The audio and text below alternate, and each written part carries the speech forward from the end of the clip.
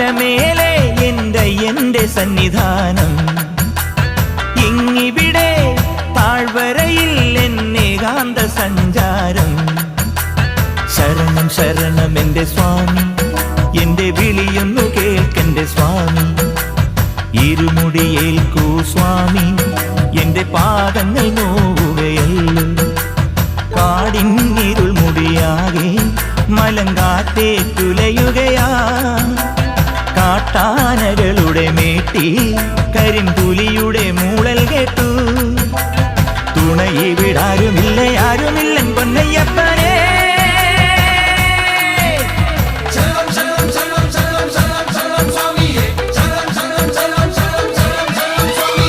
അങ്ങകലെ മലമേലെ എന്റെ സന്നിധാനം,